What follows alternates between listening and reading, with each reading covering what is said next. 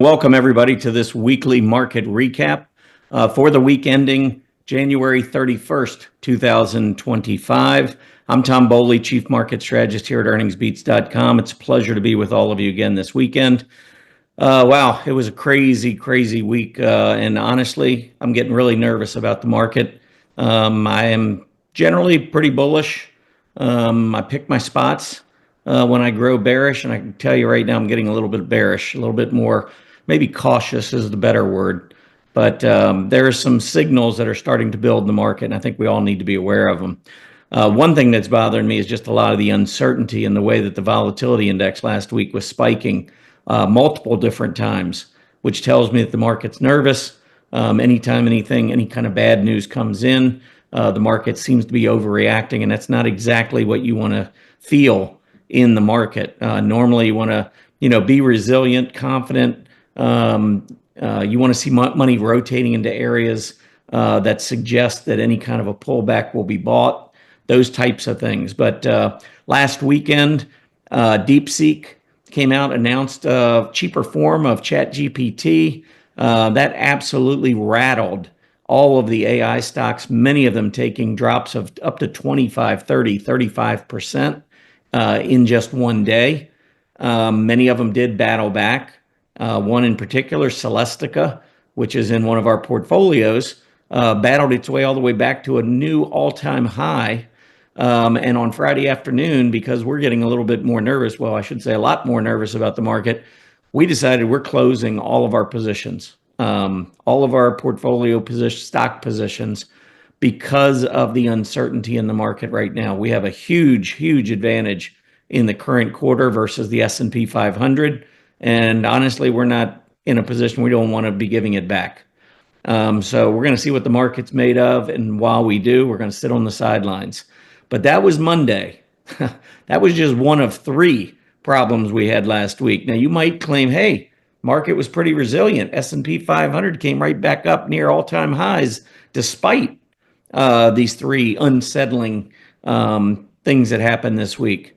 But I'm seeing some deterioration under the surface of the market, and that's what's making me a little bit more nervous, given the fact that we did show some resiliency. Anyway, Wednesday, we had a two-day Fed meeting. So if the Fed comes out on Wednesday afternoon and at 2 p.m. announces there's no interest rate adjustment, which no big deal. Market wasn't expecting that. They'd kind of cautioned everybody that, they were cutting at the last meeting. They said they were going to be cutting interest rates twice in 2025, or that was the target, relative or versus the previous four that they had announced. So the market was already absorbing that. And while there was no change in interest rates, which was expected, I felt like there was still a hawkish tone to Fed Chief Powell's conference call. He talked about a pause in interest rates, pause in cuts. Don't exactly know what that means because everybody was not expecting a cut this meeting anyway. So I guess the market was already anticipating a pause, but he made it sound like that was something new while they continued to monitor inflation. Personally, I think it's a cop-out on the Fed. I mean, that's just my opinion, my personal opinion. I'm not a big fan of this Fed. I don't think they show a whole lot of confidence. They waffle. I've seen them go back and forth. I mean, it was just back in September. They said everything was, they thought everything was working as they expected as far as inflation goes, working toward their target, and that they were now ready to move on and start dealing with the economy. And that's when they said that, hey, we're going to start considering interest rate cuts. They cut 3 times at the end of 2024, totaling 100 basis points. And they said we're going to cut 4 more times in 2025. Now, they're starting to sound more hawkish over these last 2 meetings because of, the concern about maybe inflation going up, but they haven't talked about raising rates. That's what you would do if you're really concerned about inflation. So I think they're just hedging their bets.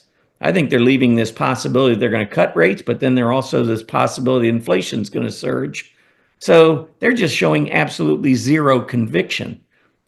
That's a big problem on Wall Street because you got these big Wall Street firms trying to figure out where to position their money, and they don't know what the Fed's going to do.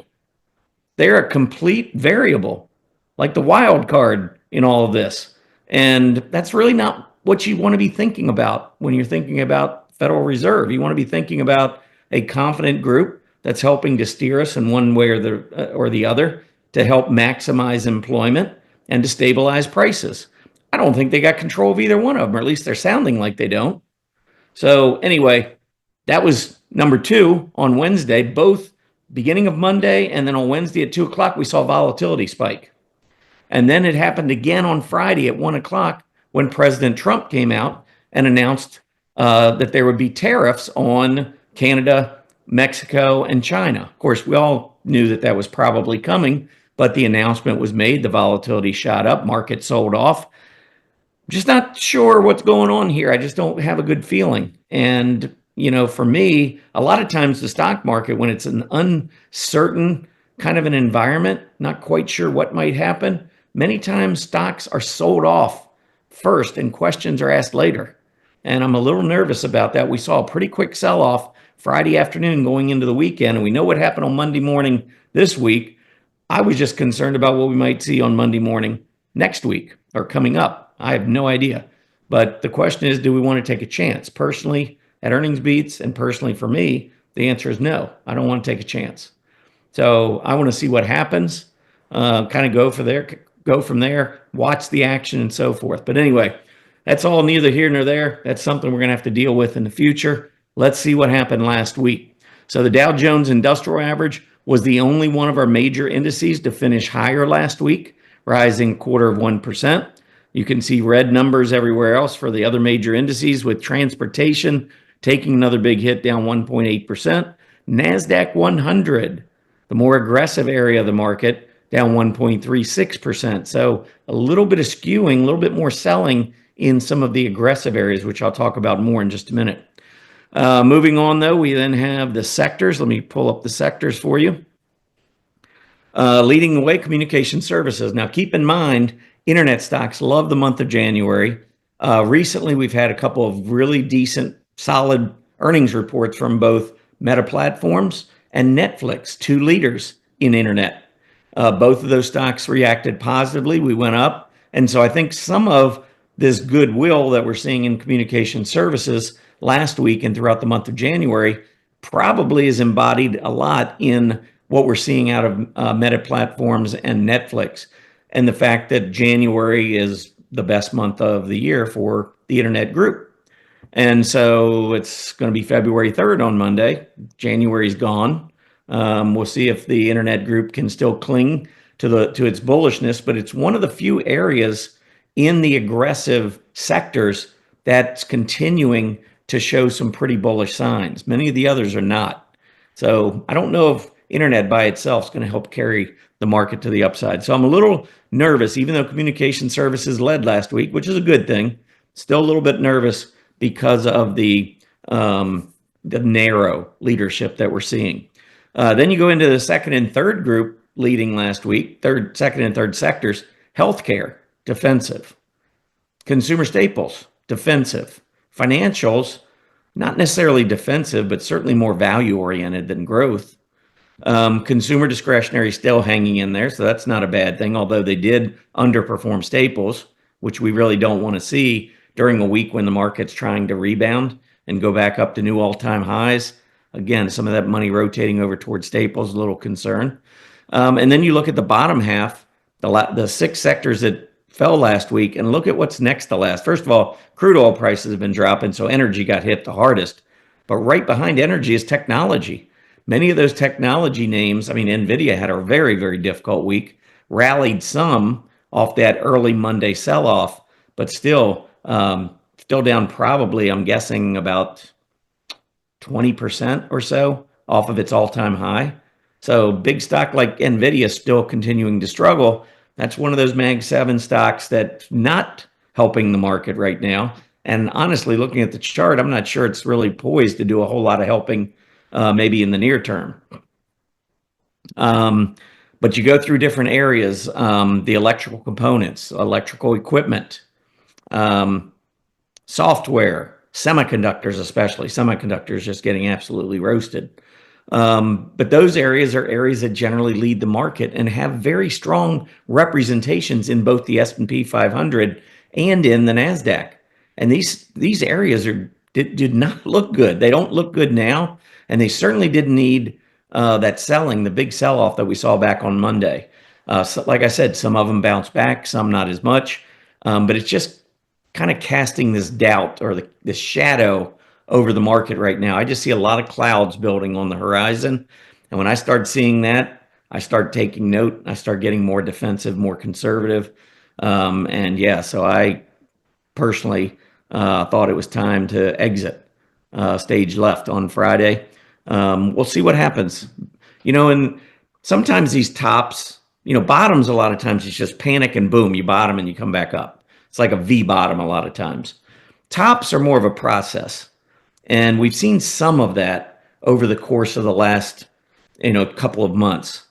Normally we have a really strong period from late October into through January. And we've had some of that, but then, we got into November and it seems like we're just really struggling here over the last couple of months, areas going up, but then coming right back down. We just don't seem to have enough to keep going. And so I think that's one of the issues that we're going to face here as we continue to move through the rest of the first quarter is, we're now through a lot of the big reports. We got a bunch more coming up this week, probably next 2 weeks. We're going to see a lot of first tier and second tier companies. And I'm talking about in terms of market caps, the really large ones, and then some of the larger mid cap names. And if we can't bust out with these reports coming out, that's probably not going to be a very good sign. The S&P 500, just wanted to point out here, I don't like, first of all, we filled the gap. So we gapped down big on Monday. Let me kind of zero in here so you can see this. So this was Monday's action. Good news is that after that news came out, which personally I think is way overblown, it's way too early to start labeling a small startup in China as the next big threat to companies like NVDA and many of the AI names. And like I said, many stocks like Celestica bounced back, went back to all-time highs. So it was nothing more than a quick panicked exit for a lot of folks that got shaken out of those positions. And looks to me like there was a lot of accumulation. So I think long-term, many of these AI names that have been beaten up probably are going to be fine. It's more the short term that I'm concerned about. But check out what happened this past week. Here's the S&P 500 dropping back down below 6,000 and then rallying all the way back. And look what happened on Friday. We gap up. We fill the gap all the way to the prior Friday's close, almost reach all-time high territory, basically putting in a double top, and then put in a reversing bearish engulfing candle because of the Friday afternoon selling. That just doesn't give me very warm and fuzzies when I look at that reversing candle at gap resistance near all-time highs with some of these under the surface signals building. So that's part of what's going on for me. I'm a little nervous here. Now here's a S&P 500. This is just going back this is a 10-minute chart going back the last 10 days or so, I think. But where we were prior to the Monday morning gap down, here's the S&P, all-time highs. We get the big gap down on Monday morning, and then we rally back. Now I'm looking at where our high was back, right before the gap down last Friday, and then also where we were high of the day on Friday of this past week, Friday the 31st versus Friday the 24th. And then I'm looking at these aggressive ratios that I like to follow, the QQQ versus the spider. And if you look at it, we're down. We never got back up on the 31st to where we were on the 24th. Look at the consumer discretionary relative to staples. Never got back up to those highs. We look at large cap growth versus large cap value, IWF versus IWD. Never got back up, considerably lower right now than where we were. Transports, which actually jumped versus utilities on Monday, worked their way all the way back down this week to a low that fell below the January 24th low. Technology, this is technology relative to the S&P 500. Like I said, some came back, but some didn't. And you can see technology never got close to where it was a week ago. So we're losing strength in an area that represents 32.5% of the S&P 500. That's not good. Consumer discretionary, one of the few areas that I thought really did well this week in terms of bouncing back and continuing to hold on to a lot of its gains. So I would give that group a decent score, decent reading there. And communication services, because of the internet, like I talked about, many of the key internet stocks, this one held up last week. But look at healthcare. Healthcare starting to rally on a relative basis, end of the week, and also relative to where it was the Friday before. Same goes with staples. So we had that initial push up on staples on Friday, on Monday, on a relative basis, kind of pulled back a little bit. And then we started to see that strength build again into the close on Friday. So I'm just not liking some of these signals, and I'm going to be going over a lot more things at an event on Monday I'll talk to you about in just a minute. It's going to be a free event. You're going to be invited. I want as many people as I can get in our Earnings Beats community into this because I think it's that important. But first, let's go over the volatility index here on the daily chart. Look at last week. We had a spike into the 20s early in the action on Monday following that DeepSeek announcement over the weekend. So that really spooked the market. You can't really see the intraday on this daily chart. We did rally, though, on Friday. The VIX closing back up near the high. And I don't know if the market opens down this upcoming week, starting on Monday the 3rd, February 3rd, we might see that VIX start to move back up again. And I'm a little nervous because these lows keep getting higher and higher. And that's with the S&P 500 going back up to all-time highs. So it's just like the market's getting a little nervous and it's not really prepared to handle bad news.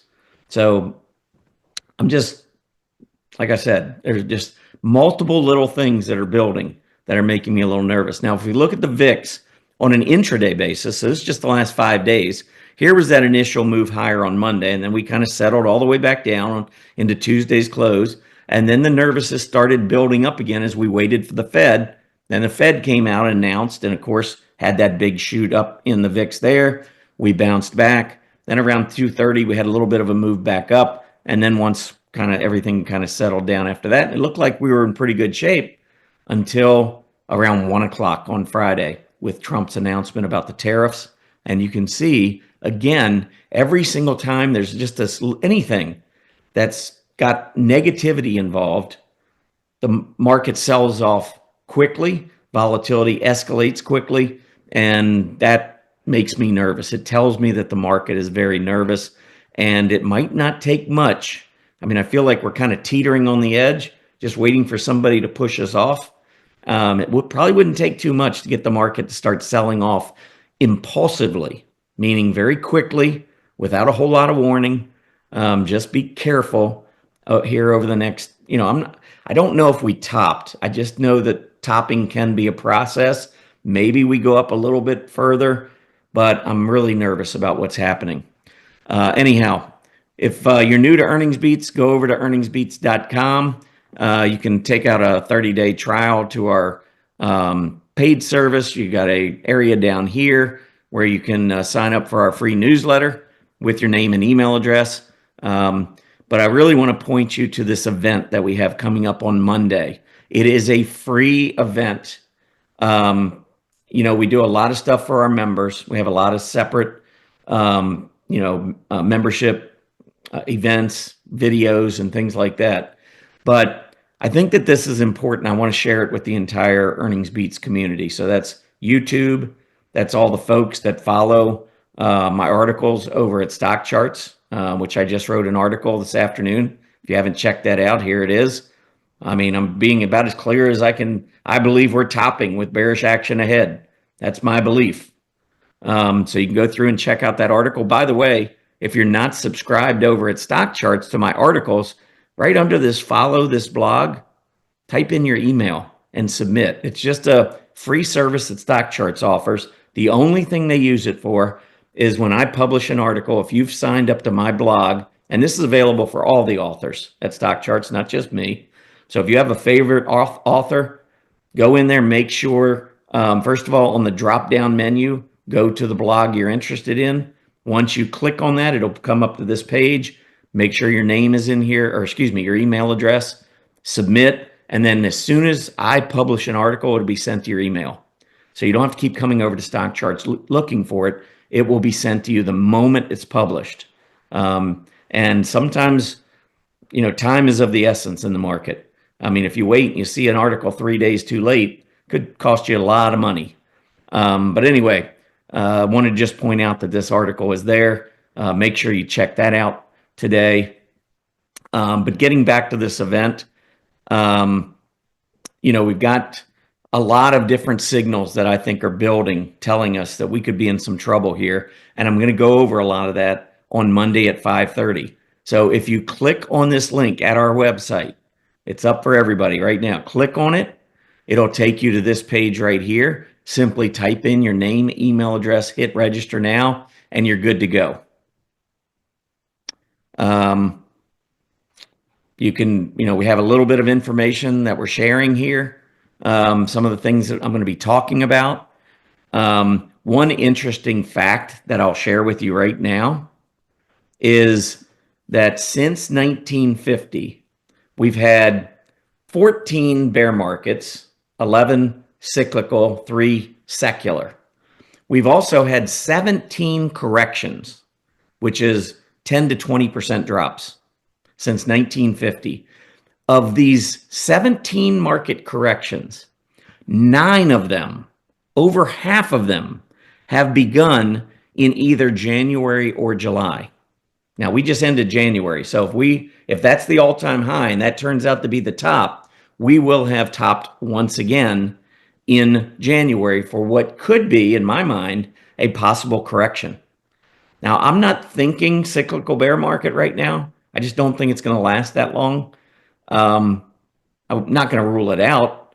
I think we'll learn more if the market starts to sell off. We'll start to get more information, and then we can go from there. But there's a reason why corrections tend to start in January and July. And I'm not at all surprised that 9 out of 17 have started in those 2 months. I'll explain that as part of the event on Monday. I think that will be an eye-opener for everybody. So it just gives you some things maybe to think about in future years when you are into those January and July periods. So anyway, make sure you check that out at the event on Monday. So whatever you do, don't miss out. We just, I'm doing it for free. We try to give back so much to the community. I know, a lot of people write to us and say, I love your service, or I love what you do, but I can't afford you. So if you could continue to help us out, that would be great. Well, here you go. Monday, free webinar, 5:30 p.m. Eastern Standard Time. I'm going to be talking about different signals that are telling me to really be careful here. So we're going to bring up a slide right now, and you can just scan the QR code. That'll take you on your mobile device to this landing page. So you don't have to go back to your computer. You can register on your phone. So please take advantage of this. We went back and forth about whether to make this an event just for our members, where you have to sign up for like a trial membership, or whether we'd make it available to the public. Obviously, when we make it for free, we get a lot more folks. We made it for free. Come join us. Anyway, let me wrap up here. We can talk about some individual stocks that maybe, had some news this past week, had a number of earnings reports out of some of these big companies. Let's talk about Apple. Apple made this big push up in its AD line. I thought that represented a great time to enter the stock recently at 220. Because of that, it looked like it was being accumulated, even though it was being sold off. And we bounced right into earnings. And then earnings came out better than expected. We had a gap up, and look at that ugly candle. I mean, we're in the middle of a range, so we didn't really get a false breakout. We didn't get a breakdown. We're in the middle of a range, but you can slice it out any way you want. When you get big volume, increasing volume, 100 million shares on Apple, opening at 247 and closing down at 236, that's just not a good candle. That is a big red-filled candle and a problem. Next up, Microsoft. Microsoft AD line was actually holding in there pretty well. Price action really hasn't done much. Market didn't like it. didn't like their earnings report. The reaction was negative. We had a big gap down, and 2 days in a row, Thursday and Friday, saw this stock sell off all day or during the day. We have two filled candles. Sellers are out. We saw the sellers in Apple. We're now seeing the sellers in Microsoft. They weren't all bad. Here's Meta. Meta actually moved up, but look, we even put in a small black candle off of this uptrend on Meta. So Thursday and Friday closing well off the highs. Not really bearish candles, but not exactly bullish either after gapping up and closing down closer to their lows than their intraday highs. That's why you're seeing this AD line come down. So while Meta was good, moving up into the end of the week, it still didn't feel great because of these somewhat weak finishes after the earnings were reported on both Thursday and Friday. Next up, how about Tesla? So Tesla, which reported, they missed top and bottom line. I mean, excuse me, talk about a stock that really fooled me. I would not have expected to see the rally that it had based on the earnings report. When you miss top line and bottom line, they missed by, if you round, close to $2 billion in revenues. That's a big miss. I think it was 25 billion in change versus 27, something that was expected. That's a big, big miss in revenues. And earnings came in 75 cents versus 77. A lot of companies are beating estimates. Tesla didn't. So anyway, Tesla did move higher after earnings, which, like I said, is a little bit surprising. But there was a lot of back and forth action. It wasn't just straight up. And you can see there's not really huge hollow candles. It's not like we saw buying all day long. There was a lot of back and forth. So again, we got a downtrend. You got to watch support on Tesla, probably in it around that 380 area. If we fail to hold 380, this is another one that would add to the bearishness that we're talking about in terms of the other Mag 7 stocks. Google reports next week. Good news is it broke out. Bad news is it's still not breaking out on the AD line. And I think there's a negative divergence on the daily chart on the PPO. So we still got some issues even with a stock that's breaking out. And by the way, Google, another one in that internet space that was helping communication services. Google reports this week coming up, along with Amazon. So those are a couple of reports you're going to want to watch pretty closely later in the week. I think they're both going to be good reports. I especially like what's going on Amazon's chart. But that doesn't mean we get a lot of buying. Again, we could have a great report. We could gap up, and we could see a big failure and a lot of selling after that. So, again, just got to keep it real here. Palantir. How about the false breakout on Palantir? AD line looks great, but we were up at an all-time high on Friday. I don't know if you knew it, but that's where we were, taking out the high that we saw back at the toward the end of December. And I mean, it just looks to me like maybe a cup, so minimal, maybe a handle back to the rising 20-day, which could be, $6-7. But if the market's topping, maybe this turns into sideways consolidation. So that could open the door to Palantir back in the mid-60s again. Palantir was one of the stocks in our portfolio. This, when I started looking at some of the charts like Celestica and Palantir, these were companies that were upsetting new all-time highs and failing.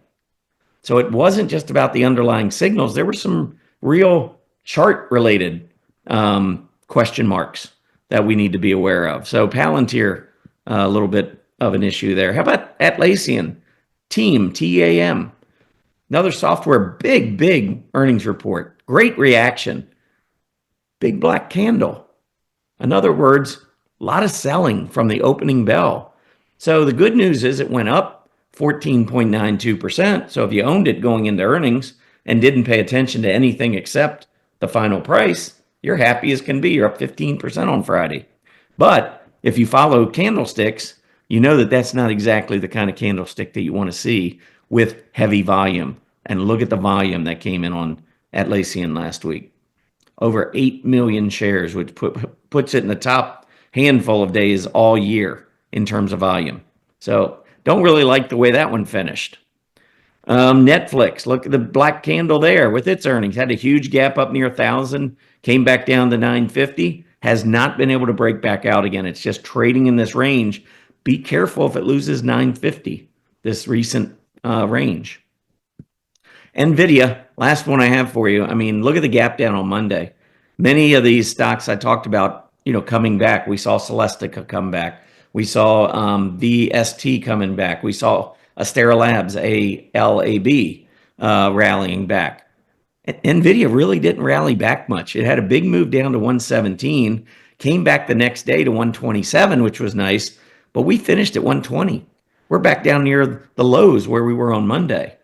So again, you look at these leaders, and even the ones that are going up don't necessarily look great the way they've reacted after their gap ups. And then the ones that look bad are pretty obvious. Ones like NVIDIA, Apple with the big move down, Microsoft. I mean, we're talking about the three largest companies in the S&P 500 and in the NASDAQ 100.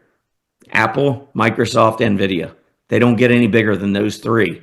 And I'm not excited about any of the three charts.